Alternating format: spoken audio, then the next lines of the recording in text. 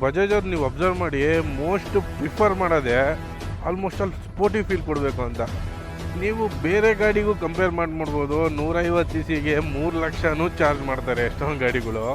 Pulsar series ಏನಾದರೂ ನಮ್ಮ ಇಂಡಿಯಾದಲ್ಲಿ ಸ್ಟಾರ್ಟ್ ಆಗಿಲ್ಲ ಅಂತಂದರೆ ನಿಜವಾಗ್ಲೂ 200 ಸೆಗ್ಮೆಂಟಲ್ಲಿ ಎಷ್ಟೋ ಗಾಡಿಗಳನ್ನ ಮಿಸ್ ಮಾಡ್ಕೊತಿದ್ವಿ ಅಂತ ಅನಿಸುತ್ತೆ. ಒರಿಜಿನಲ್ ರಾ ಪವರ್ ಗೊತ್ತಾಗ್ತಿರ್ಲಿಲ್ಲ ಎಷ್ಟೊಂದು ಜನಕ್ಕೆ, ಒರಿಜಿನಲ್ ಸ್ಪೋರ್ಟಿ ಫೀಲ್ ಗೊತ್ತಾಗ್ತಿರಲಿಲ್ಲ. ಎಷ್ಟೊಂದು ಜನ ಮೋಟೋ ವ್ಲಾಗರ್ಸು, ಎಷ್ಟೊಂದು ಜನ ಯೂಟ್ಯೂಬರ್ಸು ಈ ಗಾಡಿಯಿಂದನೇ ಸ್ಟಾರ್ಟ್ ಮಾಡಿರೋದು. ಒಂದು ಟೈಮಲ್ಲಿ ಇದು ಹೆಂಗಾಗ್ಬಿಟ್ಟಿತ್ತು ಅಂದರೆ ಎಲ್ಲರ ಮನೆಗೂ ವಾಲ್ ಪೋಸ್ಟರ್ ಆಗಿತ್ತು, ಎಲ್ಲರ ಕನಸಿನ ಡ್ರೀಮ್ ಆಗಿತ್ತು. ಈ ವಿಷಯ ನಮ್ಮ ಹುಡುಗರಿಗೆ ಬಿಟ್ಟರೆ ಬೇರೆ ಯಾರಿಗೂ ಗೊತ್ತಾಗಲ್ಲ, ಗೊತ್ತಾದರೂ ಅರ್ಥ ಆಗಲ್ಲ. ಹೌದಾ? Thank you bro.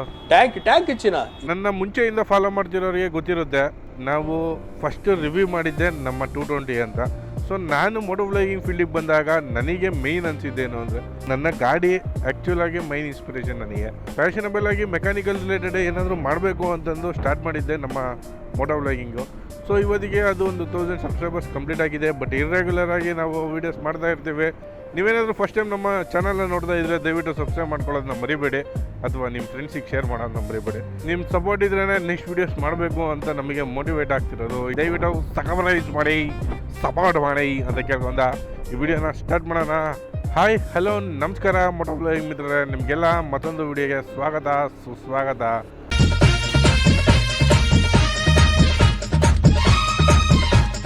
ನಾವು ಈ ಗಾಡಿನ ತಗೊಂಡು 3 ವರ್ಷ ಆಯಿತು. 3 ವರ್ಷಕ್ಕೆ ನಾವು ಏನಿಲ್ಲ ಅಂತಂದ್ರೆ 43,021 ಕಿಲೋಮೀಟರ್ ಈಗಾಗಲೇ ಡ್ರೈವ್ ಆಗಿದೆ. 3 ವರ್ಷದೊಂದು ಓನರ್ಶಿಪ್ ರಿವ್ಯೂನ ನಿಮ್ಮ ಹತ್ರ ಶೇರ್ ಮಾಡಬೇಕು ಅಂತಿದ್ದೀನಿ. ಸೊ ನಮ್ಮ 220ಗೆ ನಾಮಧೇಯ ಮಾಡಿದ್ದೀವಿ. ಸೊ ಅದ್ರ ಹೆಸರು ಮರುಣ ಅಂತ. ಸೊ ಎಲ್ಲ ಕನ್ಫ್ಯೂಸ್ ಆಗಿ ಡಿಕೋಡ್ ಎಲ್ಲ ಮಾಡೋಕ್ಕೆ ಹೋಗ್ಬಿಡಿ. ನಿಮಗೆಲ್ಲ ಗೊತ್ತು, ಈಗ ಬೇಜಾನ್ ಗಾಡಿಗಳು ಟ್ರೆಂಡಲ್ಲಿದ್ದಾವೆ. ಆದರೆ 2007 ಗಾಡಿ ಈಗಲೂ ಹೇಳ್ತಿದೆಯಲ್ಲ ಗುರು ಅಂತ. ಕೆಲವೊಂದು ಗಾಡಿಗಳು ಇರ್ತವೆ, ಆ ಗಾಡಿಗಳನ್ನ ನಾವು ಓಜಿ ಅಂತ ಕರಿತೀವಿ. ಸೊ ಅದರಲ್ಲಿ ಒಂದು ಇದು ಕೂಡ ಲೆಜೆಂಡ್ರಿ ಗಾಡಿ. ಸೊ ಅಮೇಝಿಂಗ್ ಅಂತ ಅಂದ್ಕೊಳ್ಳಿ. ನನಗೆ ಇಷ್ಟು ವರ್ಷ ನಾನು ಈ ಗಾಡಿನ ಡ್ರೈವ್ ಮಾಡಿದ್ದೀನಿ, ಬಟ್ ನನಗೆ ಇದುವರೆಗೂ ಎಲ್ಲೂ ಕೈ ಕೊಟ್ಟಿಲ್ಲ. One of the best experiences. ಎಷ್ಟೊಂದು ಸರಿ ಹಿಲ್ಸ್ ಟ್ರಕ್ಸ್ನ ಹತ್ಸಿದ್ದೀವಿ, ಎಷ್ಟೊಂದು ಸರಿ ಘಾಟ್ ಸೆಕ್ಷನಲ್ಲಿ ಡ್ರೈವ್ ಮಾಡಿದ್ದೀವಿ, ಎಷ್ಟೊಂದು ಸರಿ ಹೈವೇನಲ್ಲಿ ಕ್ರೂಸ್ ಮಾಡಿದ್ದೀವಿ. ಕೆಲವೊಂದು ಸರಿ ಪಿಕಪ್ ಲ್ಯಾಗ್ ಅಂತ ಅನ್ಸೋದು ಬಿಟ್ಟರೆ ಈ ಗಾಡಿ ಮುಂದೆ ಬೇರೆ ಯಾವ ಗಾಡಿನೂ ಬೇರೆ ಥರ ಫೀಲ್ ಕೊಟ್ಟಿಲ್ಲ. ಅದಂಗೆ ಹೇಳ್ತಾರಲ್ಲ, ಎಲ್ಲರಿಗೂ ಅವ್ರವ್ರ ಹುಡುಗಿನೇ ಚೆನ್ನಾಗಿ, ಅವ್ರವ್ರ ಹುಡುಗಿ ಮಾತ್ರನೇ ಇಷ್ಟ, ಅವ್ರವ್ರ ಹುಡುಗಿನೇ ಬ್ಯೂಟಿಫುಲ್ ಅಂತ. ಲೈಲಾ ಮಜ್ನು ಸನಿ ಮನೆ ಕಡೆ ಇದ್ದಂಗೆ. ಸೊ ನಮಗೆ ನಮ್ಮ ಗಾಡಿ ಮೇಲೆ ಅತಿ ಹೆಚ್ಚು ಲವ್ ಆಗಿರೋದ್ರಿಂದ ಪ್ರೀತಿ ಜಾಸ್ತಿ. ಅಪ್ಪೇ, ಇದು ಯಾವ್ದೋ ಫ್ಲಾಶ್ ಬ್ಯಾಕ್ ರೆಬಲ್ ತರ ಅಂಬರೀಶ್ದು ಹಳೇದು, ಅಕ್ಕಿಲ್ಲ ಬೆಳೆ ಇಲ್ಲ ಚಕ್ರ ಕತೆ ಇದಂಗಿದೆಯಲ್ಲಪ್ಪೇ. ಮೇನ್ ಇದರಲ್ಲಿ ಕಾನ್ಸ್ ಬಗ್ಗೆನೂ ಮಾತಾಡೋಣ, ಪ್ರೋಸ್ ಬಗ್ಗೆನೂ ಮಾತಾಡೋಣ. ಈ ಗಾಡಿ ಬಂದ್ಬಿಟ್ಟು 2007 ಮಾರ್ಕೆಟಿಂಗ್ ಲಾಂಚ್ ಆಯಿತು. ಬಜಾಜ್ ಅವರು may be one of the best decision ಈ ಗಾಡಿನ ಪ್ರೊಡಕ್ಷನ್ ಮಾಡೋಕ್ಕೆ ಸೆಲೆಕ್ಟ್ ಮಾಡಿದ್ದು ಅಂತ ನನಗನ್ಸುತ್ತೆ. ಯಾಕೆಂದರೆ 2007 ಈ ಗಾಡಿ ಬಂದಾಗ ಫಾಸ್ಟೆಸ್ಟ್ ಇಂಡಿಯನ್ ಅಂತ ಕ್ಲೈಮ್ ಮಾಡಿತ್ತು. 2007 ಈ ಗಾಡಿ ಬಂದಾಗ ಈ ಗಾಡಿನ ಮುಟ್ಟೋಕ್ಕೆ, ಈ ಗಾಡಿ ಸ್ಪೀಡ್ ಲಿಮಿಟ್ನ ಹಿಡಿಯೋಕ್ಕೆ ಬೀಜ ಗಟ್ಟಿಗಿರಬೇಕು. ಸೊ ಅದಕ್ಕೆ ಮುಂಚೆ ಎಲ್ಲ ಪಲ್ಸರಿಗೆ ಒಂದು ಟ್ಯಾಗ್ ನೇಮ್ ಕೊಡ್ತಿದ್ರು, ಪಲ್ಸರ್. ಮೇ ಬಿ ಅವಾಗ 4th ಇದ್ದೆ ಅನ್ಸುತ್ತೆ. ಈ ಗಾಡಿ ಬಂದು ನಾನು ಈ ಗಾಡಿನ ನಮ್ಮ ಹಿರಿಯೂರಿನಲ್ಲಿ ನೋಡಿದಾಗ ಒಂದೇ ಒಂದು ಗಾಡಿ ನಾನು ನೋಡಿದ್ದೆ, black colour, one of the beast ಅಂದ್ಕೊಳ್ಳಿ. ಆಗಿನ ಪಲ್ಸರ್ ಫೀಚರ್ಸ್ ಕೇಳಿದರೆ ನೀವು ಕಳೆದೇ ಹೋಗ್ತೀರಾ. ಮೇ ಬಿ ಈಗಿನ ಕಾಲದಲ್ಲಿ BMW ಕೊಟ್ಟಿಲ್ಲ ಅನಿಸುತ್ತೆ ಆ ಫೀಚರು. ನಾವು ಇಂಡಿಕೇಟರ್ ಯೂಸ್ ಮಾಡಿ ರೈಟಿಗೆ ಅಥವಾ ಲೆಫ್ಟಿಗೆ ಟರ್ನ್ ಮಾಡಿದರೆ ಆಟೋಮೆಟಿಕ್ಕಾಗಿ ಆಫ್ ಆಗೋದು ಅವಾಗೆಲ್ಲ. ಸೊ ಇದು ಪಲ್ಸರ್ನ one of the best feature. ಕೆಲವೊಂದು ಸರಿ ಅದು ಫ್ಯೂಚರ್ನ ಅವ್ರು ಆಫರ್ ಮಾಡೋಕ್ಕಾಗಲಿಲ್ವೋ, ಇಲ್ಲ ಬೇರೆ ರೀಸನಿಗೋ ನಿಲ್ಲಿಸಿದ್ರು ಗೊತ್ತಿಲ್ಲ. ಬಟ್ ಈಗ ಪ್ರಸ್ತುತದಲ್ಲಿ ಯಾವ ಪಲ್ಸರಲ್ಲೂ ಇಲ್ಲ, ಬೇರೆ ಯಾವ ಗಾಡಿಯಲ್ಲೂ ಆ ಫೀಚರ್ ಇಲ್ಲ. ಹೈವೇಸಲ್ಲಿ ನೀವು ಈಸಿಯಾಗಿ ಕ್ರೂಸ್ ಮಾಡ್ಬೋದು, ಯಾರದೇ ಆಗಲಿ ಓವರ್ಟೇಕ್ ಮಾಡ್ಬೋದು. ಇದಕ್ಕಿಂತ ಚೆನ್ನಾಗಿರೋ ಪರ್ಫಾರ್ಮೆನ್ಸ್ ಇರೋದು ಬೈಕ್ ಕೂಡ ಇದಾವೆ ಮಾರ್ಕೆಟಲ್ಲಿ. ನೀನೇನು ಬರೀ ಇದೇ ಹೇಳ್ತಿದ್ಯಾ? ಆ ಬೋಳಿ ಮಗ ಹೇಳಿದ್ರಿ, ಏನು ಮಾತಾಡ್ತಾರ್ರಿ, ಯಾವನ್ರಿ ಅವನು? ಸಿಟಿಯಲ್ಲಿ ಸ್ಟ್ರೀಟಲ್ಲಿ ಏನಾದ್ರು ಓಡಿಸ್ತೀರಾ ಈ ಗಾಡಿನ ಅಂದರೆ ಬಿಲ್ಕುಲ್ ಬೇಜಾರು ಮಾಡಿಸಲ್ಲ ನಿಮಗೆ. ಯಾವ ಥರ ಬೇಕು, ಯಾವ ಕಡೆ ಬೇಕು, ಎಳಕ ತಿರುಗಿಸು, ಗೇರ್ ಇಳಿಸು, ಹೋಗ್ತಾ ಇದು. ಒಂದು ಗೇರ್ ಇಳಿಸಿದ ತಕ್ಷಣ ಯಾವತ್ತೂ ಸ್ಲೋ ಆಗ್ತಿದ್ದೀವಿ ಅಂತ ಅಂದ್ಕೊಬೇಡ, ಪಿಕಪ್ ಅವಾಗಲೇ ತಗೊತಿದ್ದೀವಿ ಅಂತ ಅರ್ಥ. ಏನಂತೀರಾ? ಇನ್ನೊಂದು ಪ್ರೋಸ್ ಬಂದುಬಿಟ್ಟು ಸಿಟಿಯಲ್ಲಿ ನೀವೇನಾದರೂ ಡ್ರೈವ್ ಮಾಡ್ತಿದ್ದೀವಿ ಅಂದರೆ ಈಸಿಯಾಗಿ ಹೆಂಗೆ ಬೇಕೋ ಹಂಗೆ ಚಚ್ಚಾರ್ಕೊಂಡು ಓಡಿಸ್ಬೋದು. ಪ್ರೋಸೆಸ್ ಅಂದ್ಬಿಟ್ಟು ನೀವು ಆಲ್ಮೋಸ್ಟ್ ಅಲ್ಲಿ ಬೇರೆ 200 cc ನೋಡಿರ್ತೀರ. ಅದರಲ್ಲಿ one of the lowest bike 200 ಸೆಗ್ಮೆಂಟಲ್ಲಿ 220. ನೀವು NS200 ಕಂಪೇರ್ ಮಾಡ್ಬೋದು. ಅದನ್ನು ಕೂಡ 220ಗಿನ್ನ ಸ್ವಲ್ಪ ಪರ್ಫಾರ್ಮೆನ್ಸ್ ಚೆನ್ನಾಗಿರೋದ್ರಿಂದ ಪ್ರೈಸ್ ಸೆಗ್ಮೆಂಟು ಕೂಡ ಸ್ವಲ್ಪ ಲಿಟಲ್ ಬಿಟ್ ಜಾಸ್ತಿ ಇದೆ. ಮತ್ತು ಇನ್ನೊಂದು ಪ್ರೋಸ್ ಬಂದುಬಿಟ್ಟು ನಿಮಗೆ ಹೇಳಿದ್ನಲ್ಲ, ಸಿಟೀಸಲ್ಲಿ ಹೈವೇಸಲ್ಲಿ ಮಿಡ್ ರೇಂಜಲ್ಲಿ ನೀವು ಹೆವಿ ಚೆಚ್ಚಾಡ್ಕೊಂಡು ಹುಡುಕ್ಬೋದು, ಅದೊಂದು ಕೂಡ ಒಂದು ಪ್ರೋಸು. ಮತ್ತು ಇನ್ನೊಂದು ಪ್ರೋಸು ನನಗೆ ಪರ್ಸ್ನಲ್ ಫೀಲ್ ಆಗಿದ್ದು, ಎಷ್ಟೋ ಜನಕ್ಕೆ ಈ ಪ್ರೋ ಒಂಥರ ಇಷ್ಟ ಆಗುತ್ತೆ ಮತ್ತು ಇನ್ನೊಂದು ಇಷ್ಟ ಆಗಲ್ಲ. ಏನು ಅಂತಂದರೆ ನಮ್ಮ ಹ್ಯಾಂಡಲ್ ಬಾರ್. ಸೊ ಇದು ಒಂಥರ ನಾನು ಪಲ್ಸರ್ 150 ಓಡಿಸಿದ್ದೀನಿ. ಸೊ ಏನಂತಂದರೆ ಸೇಮ್ ಪೊಸಿಷನ್ ಬರ್ಬೋದು, ಸ್ವಲ್ಪ ಚೇಂಜ್, ಲಿಟಲ್ ಬಿಟ್ ಚೇಂಜ್. ಮತ್ತು ಹ್ಯಾಂಡಲ್ ಮೇಲೆ ಯಾವುದೇ ಥರ ಎಕ್ಸ್ಟ್ರಾ ಫಿಯರಿಂಗ್ ಸಪ್ರೇಟ್ ಇರೋದ್ರಿಂದ ಎಕ್ಸ್ಟ್ರಾ ವೆಯ್ಟ್ ಬೀಳಂಗೆ ಅನ್ಸಲ್ಲ. ಮತ್ತು ನೀವು R15 ನೋಡಿರ್ತೀರಾ, ಇಲ್ಲೆಲ್ಲ ಸ್ಟ್ರೈನ್ ಆಗುತ್ತೆ. But 220 one of the beast ಹ್ಯಾಂಡ್ಲಿಂಗಲ್ಲಿ ಮಾತ್ರ. ಟ್ಯಾಂಕ್ ಹೆಚ್ಚಿನ. ಸೊ ಈ ಫಿಗರ್ ಎಲ್ಲೋ ನೋಡ್ದಂಗೈತಲ್ಲ, ನಂಗೂ ಹಂಗೆ ಅನ್ನಿಸ್ತಾ ಐತೆ. ಹೇಗಪ್ಪ ಡಬತ್ಯ ಬರೀ ಇಂಥದೆಯ. ಇಷ್ಟೊಂದು ಪ್ರೋಸ್ ಬಗ್ಗೆ ಮಾತಾಡಿದ್ವಿ, ಕಾನ್ಸ್ ಬಗ್ಗೆ. ಮತ್ತು ಕೆಲವೊಂದು ಸ್ವಲ್ಪ ಜನ ನಮಗೆ ಪರ್ಸ್ನಲ್ ಮೆಸೇಜಲ್ಲಿ ಇಲ್ಲ ಅಂತಂದರೆ ಕಮೆಂಟ್ಸಲ್ಲಿ ಕೇಳೋರು, ಬ್ರೋ ಹೆವಿ ವೈಬ್ರೇಷನ್ ಬರುತ್ತೆ ಬ್ರೋ, ಹೆವಿ ನಾಯ್ಸ್ ಬರುತ್ತೆ ಬ್ರೋ ಅಂತ. ರೆಡಿ ಮಾಡಿ ಇಟ್ಕೊಂಡಿದ್ದೀನಿ ಬ್ರದರ್. Main thing mask. ನಾನು ಕಾರ್ನ್ ಭಾಳ ಅಬ್ಸರ್ವ್ ಮಾಡಿರೋದು. ಕಾರ್ನ್ ಏನು ಮಾಸ್ಕ್ ಏನಕ್ಕೆ ಅಂತಂದರೆ, ನೀವು ಒಂದು 70-80 ರೇಂಜಲ್ಲಿ ಇದ್ದಾಗ ಜೋರಾದ ಸೌಂಡ್ ಬಂದುಬಿಡುತ್ತೆ. ಅದು ಒಂಥರ ಇರಿಟೇಟು, ಜೋರಾಗಿ ಹೋಗೋ ಬಿಡಲ್ಲ, ನಿಧಾನಕ್ಕೆ ಹೋಗೋ ಬಿಡಲ್ಲ. ಸೊ ಆ ಥರ ಒಂದು ಮಾಸ್ಕಿಂದ ವೈಬ್ರೇಷನ್ ಬರುತ್ತೆ. ಮುಂದ್ಗಡೆ ಇರೋ ಪ್ಯಾನಲ್ಸ್ ಎಲ್ಲ ಕಟ್ಟಾಗಿ, ಕೆಲವೊಂದು ಸರಿ ಸ್ಟಾರ್ಟಿಂಗ್ ನಾವು ತಗೊಂಡಾಗ ಚೆನ್ನಾಗೇ ಇರುತ್ತೆ, ಆಮೇಲೆ ಸ್ವಲ್ಪ ದಿನ ಡ್ರೈವ್ ಮಾಡಾದ್ಮೇಲೆ ವೈಬ್ರೇಷನಿಗೆ ಮುಂದ್ಗಡೆ ಇರೋ ಸಣ್ಣ ಇವು ಕಟ್ಟಾಗಿ ವೈಬ್ರೇಷನ್ ಜಾಸ್ತಿ ಸ್ಟಾರ್ಟ್ ಆಗುತ್ತೆ.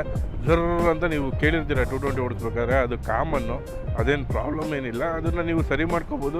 ಅಷ್ಟೊಂದು ಅಂದರೆ ಮುಂಚೆ ನನಗೆ ಬರ್ತಿರೋ ನಾಯ್ಸ್ ವೈಬ್ರೇಷನಲ್ಲಿ ಈಗ ಮಿನಿಮಮ್ ಆಗೋಗಿದೆ.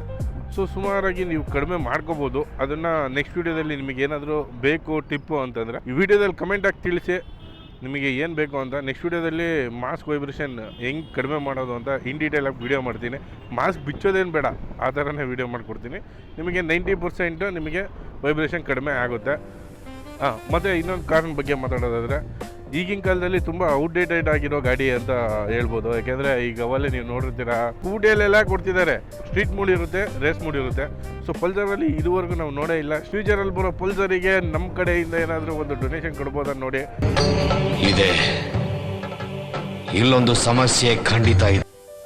ಓಕೆ, ಇದ್ರ ಇಂಜಿನ್ ಬಗ್ಗೆ ನೋಡೋದಾದರೆ ನಿಮಗೆ 220cc air plus oil cooled, ಎರಡೂ ಕೂಲಿಂಗ್ ಸಿಸ್ಟಮ್ ಇದರಲ್ಲಿ ನೋಡ್ಬೋದು ನೀವು ಇದರಲ್ಲಿ. ಮತ್ತು ನೀವು ಕೆಲವೊಂದು ಸರಿ ಅಪಾಚಿ ಸೀರೀಸಲ್ಲೆಲ್ಲ ನೋಡ್ಬೋದು. So air plus oil cool, ಏರಿಂದನೂ ಕೂಲ್ ಆಗುತ್ತೆ, ದೆನ್ ಆಯಿಲ್ ಕೂಲು ಆಗುತ್ತೆ. And one more thing best ಏನು ಅಂತಂದರೆ, ಇದರಲ್ಲಿ ಮ್ಯಾಕ್ಸಿಮಮ್ ಬಂದುಬಿಟ್ಟು 21 PS ಏನೋ ಪವರ್ ಜನರೇಟ್ ಆಗುತ್ತೆ. ಆ್ಯಂಡ್ 18 Nm ಏನೋ ಟಾರ್ಕ್ ಪ್ರೊಡ್ಯೂಸ್ ಆಗುತ್ತೆ ಈ ಸೆಗ್ಮೆಂಟಲ್ಲಿ. ಓಕೆ, ಮತ್ತು ಇನ್ನೊಂದು, ನೀವೇನಾದರೂ ಪವರ್ ಜನ್ರೇಟ್ ಮಾಡಬೇಕು, ಪವರ್ ಜಾಸ್ತಿ ಬೇಕು, ಇನಿಷಿಯಲ್ ಪಿಕಪ್ ಜಾಸ್ತಿ ಬೇಕು ಅಂತಂದರೆ ನೀವು ಚೇಂಜ್ ಬೇಕಿಟ್ಟು ಬ್ಯಾಕ್ ಟೀತ್ನ ಸೊ ಒಂದು 2-3 ಜಾಸ್ತಿ ಮಾಡ್ಬೋದು, ಟೀತ್ ಜಾಸ್ತಿ ಮಾಡ್ಬೋದು.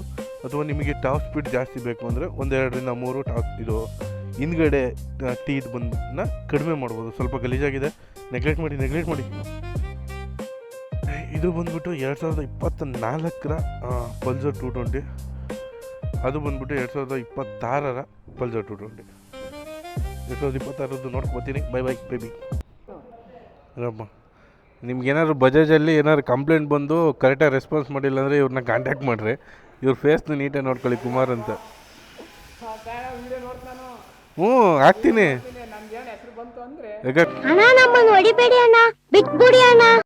ಓಕೆ, ನಾವು ಇಷ್ಟೊತ್ತು ನೋಡಿದ್ದು ಪಲ್ಸರ್ 220 2024 ಮಾಡಲು. ಸೊ ಇವತ್ತು ಡೇಟು ಎಷ್ಟೋ ಆಗಿದೆ. ಇದು ಬಂದುಬಿಟ್ಟು 2026ಅಲ್ಲಿ. ಇನ್ನು ಕೆಲವೊಂದು ಚೇಂಜಸ್ ಮಾಡಿದ್ದಾರೆ, ಮೇಜರ್ ಚೇಂಜಸ್ಸು. ಬಟ್ ನಮ್ಮ ಯೂನಲ್ಲಿ ಇನ್ನೂ ಅವೈಲೇಬಲ್ ಇಲ್ಲ. ನಿಮ್ಗೇನಾದರೂ ಬಜಾಜ್ ಡೀಟೇಲ್ಸ್ ಬೇಕು, ಇಲ್ಲ ಬಜಾಜ್ ಗಾಡಿ ಬಗ್ಗೆ ಬೇಕು ಅಂದರೆ BTV ಬಜಾಜ್ ಶೋರೂಮಿಗೆ ಬನ್ನಿ. ಇದೇನು ಪ್ರೈವೇಟ್ ಪರ್ಮಿಷನ್ ಅಲ್ಲ. ಓಕೆ, ಇದರಲ್ಲಿ ಮೇಜರ್ ಚೇಂಜಸ್ ಏನಿಲ್ಲ, ಇಷ್ಟೇ. ಮೇಯ್ನಾಗಿ digital cluster and one more thing, ಈ ಮ್ಯೂಸ್ ಆ್ಯಡ್ ಮಾಡಿರೋದು. ಅದನ್ನು ಬಿಟ್ಟರೆ ಬೇರೆ ಏನೂ ಚೇಂಜಸ್ ಇಲ್ಲ. ನೆಕ್ಸ್ಟ್ ಅಪ್ಕಮಿಂಗ್ ಚೇಂಜಸಲ್ಲಿ ನಿಮಗೆ ಲೈಟ್ ಬಂದುಬಿಟ್ಟು ಸಿಂಗಲ್ ಪ್ರೊಜೆಕ್ಟರ್ ಲ್ಯಾಂಪು, ಅದರಲ್ಲೇ LED ಕೊಟ್ಟು ಚೇಂಜಸ್ ಮಾಡ್ತಾರೆ ಅಂತೆ. ಹ್ಯಾಲೋಜನ್ ಇಂಡಿಕೇಟರ್ ಸಿಗೋದು. ಸೊ ಇವಾಗ LED ಇಂಡಿಕೇಟರ್ ಕೊಟ್ಟಿದ್ದಾರೆ. ತುಂಬ ಜನ ಆಫ್ಟರ್ ಮಾರ್ಕೆಟ್ಸ್ ಪ್ರಿಫರ್ ಮಾಡೋರು, ತುಂಬ ದೊಡ್ಡದಾಗಿ ಕಾಣುತ್ತೆ ಅಂದರೆ. ಸೊ ಇದೊಂಥರ ಚಿಕ್ಕದಾಗಿ ಚೌಕದಾಗಿ ಸಖತ್ತಾಗಿದೆ.